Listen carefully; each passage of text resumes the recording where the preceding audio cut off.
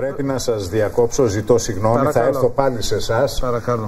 Υπάρχει δήλωση του Προέδρου της Χρυσής Αυγής, Νίκου Μιχαλολιάκου, μέσα από τη φυλακή. Πάμε να την ακούσουμε. Συναγωνιστές και συναγωνίστριες, ελληνικέ λαέ, από το κελί μου των φυλακών Κορυδαλού, χαιρετίζω τη μεγάλη νίκη του εθνικιστικού κινήματος, σύμφωνα με το αποτέλεσμα των σημερινών εκλογών. Η Χρυσή Αυγή αναδεικνύεται στην τρίτη πολιτική δύναμη της χώρας, για δεύτερη κατά συνεχήν εκλογική αναμέτρηση μετά τις ευρωεκλογές του Μαΐου του 2014. Και αυτό, ενώ ευρίσκομαι τόσο εγώ, όσο και οι συναγωνιστές βουλευτές και άλλα στελέχη της Χρυσής Αυγής, παράνομα και άδικα στη φυλακή επί 1,5 έτος. Τη μεγάλη νίκη την πετύχαμε την ίδια στιγμή που δεν μπορέσαμε να έχουμε μια ισότιμη και δημοκρατική, όπως θέλουν να λένε το καθεστώς, εκλογική αναμέτρηση, αποκλεισμένοι από όλους, με έναν πόλεμο λάσπης και συκοφαντιών από όλους. Επιπλέον, όταν όλοι γνωρίζουν ότι είμαστε στη φυλακή αθώοι, και η μεγαλύτερη απόδειξη γι' αυτό είναι το περίφημο βίντεο Μπαλτάκου, όπου κάποιοι φρόντισαν να εξαφανίσουν από τη δημοσιότητα, όπου κάποιοι φρόντισαν να μην γίνει καμία έρευνα σχετικά με αυτό. Τρίτη πολιτική δύναμη της χώρας η Χρυσή Αυγή, με την ηγεσία της στη φυλακή, με παράνομο αποκλεισμό από τα ΜΜΕ, με προεκλογική εκστρατεία μέσα από ένα καρτοτηλέφωνο. Έχουμε νοπεί τη λαϊκή εντολή να είμαστε στη Βουλή, να εκπροσωπήσουμε τον ελληνικό λαό και όχι στη φυλακή. Ελπίζουμε ότι δεν θα βρεθούν και αυτή τη φορά κάποιοι διεφθαρμένοι πολιτικοί, οι οποίοι θα κάνουν παρεμβάσεις στους δημόσιους λειτουργούς προκειμένου να παραμείνουμε στη φυλακή. Ασφαλώς και θα λάβουμε, εάν και εφόσον δεν ευδοκιμήσει η πρώτη και η δεύτερη διερευνητική εντολή, την εντολή σχηματισμού κυβερνήσεως, γιατί έτσι επιβάλλει ο νόμος, και για όσους δεν το ξέρουν, είμαστε ακόμη υπόδικοι, δεν έχουμε καταδίκη, είμαστε αθώοι, αλλά αυτό το ένοχο και αμαρτωλό πολιτικό σύστημα μας αμφισβητεί ακόμη και το τεκμήριο αθωότητος.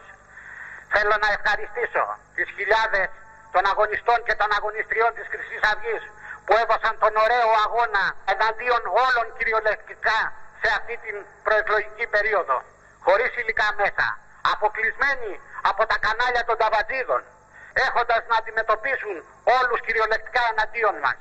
Όλοι πολέμησαν, όλοι αγωνίστηκαν για να μην βγει η Χρυσή Αυγή τρίτο πολιτικό κόμμα και τελικά ιτήθηκαν.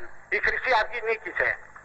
Θέλω να χαιρετήσω και να ευχαριστήσω από βάθους της καρδίας μου τις εκατοντάδες χιλιάδες των Ελλήνων και των Ελληνίδων που ψήφισαν Χρυσή Αυγή για να πούνε οι κλέφτες στη φυλακή, για να έλθουν οι Έλληνες στην εξουσία, που ψήφισαν τη Χρυσή Αυγή για τις θέσεις της, θέσεις για πολιτική κάθαρση, για καταγγελία του μνημονίου, για τη διαγραφή του χρέους, για μια επανεκκίνηση της πρωτογενούς παραγωγής, για την εκμετάλλευση του ορυκτού πλούτου της χώρας, για να αντιμετωπιστεί το μεγάλο εθνικό και κοινωνικό πρόβλημα που είναι οι λαθρομετανάστες.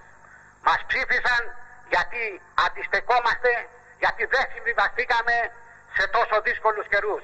Μας ψήφισαν γιατί παραμένουμε όρθιοι σε έναν κόσμο ερειπίων. Χαιρετίζω όλους και αναφωνώ μαζί τους. Ζήτω η νίκη της Χρυσής Αυγής. Αυτό ήταν το ηχητικό μήνυμα του Προέδρου της Χρυσής Αυγής, του Νίκου Μιχαλολιάκου, από τις φυλακές. Και βέβαια είπε μια κουβέντα η Λιάννα η Κανέλη, θα μας την πει η ίδια σε λίγο, όση ώρα τον ακούγαμε, ότι αυτή τη φορά ήξεραν, δεν υπήρχε κανείς που θα μπορούσε να πει ότι δεν ήξερε τι ψήφιζε, διότι είχαν μεσολαβήσει όλα αυτά που είδαμε τον τελευταίο καιρό. Θα μας τα πει εκείνη. Θέλω να ολοκληρώσει ο κύριος Δινόπουλος που τον διέκοψα. Θέλω να πω ότι ούτε εμείς χρειαζόμασταν να υποστούμε αυτό το πράγμα και νομίζω ότι δεν το χρειαζόταν και η εκπομπή. Αυτή είναι η άποψή μου. Ναι, ναι, είναι κακή άποψη. Αυτή είναι αντιδημοκρατική άποψη. Μην κρίνετε την άποψή μου.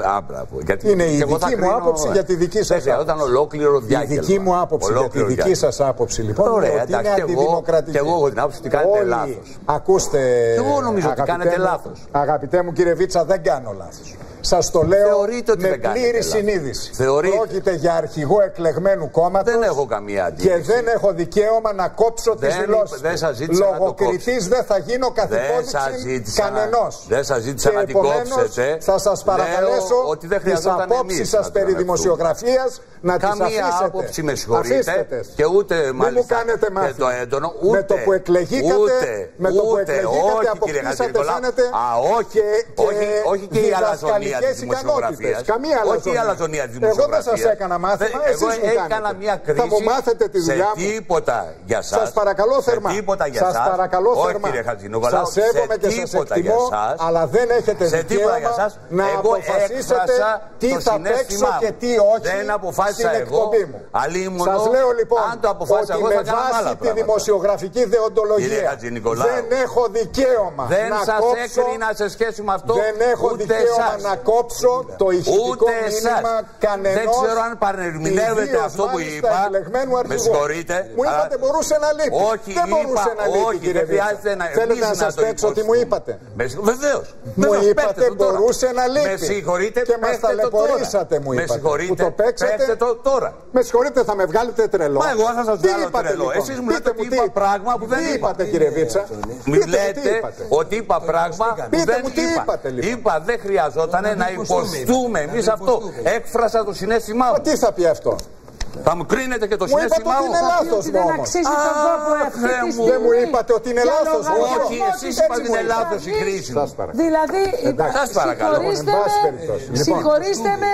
Ακούστε, εγώ θεωρώ και έχω βάσιμα την άποψη αυτή, πιστεύω, αποδεικνύεται από τα νούμερα, ότι η φήμωση αυτών τους έφερε σε αυτά έχουμε τα ποσοστά. Κοινή άποψη. Ωραία, χαίρομαι. Έχουμε κοινή άποψη. Ελάτε κύριε Τινόπουλο. Μπράβο να τα λες εμένα, με δικαιώνεις τώρα.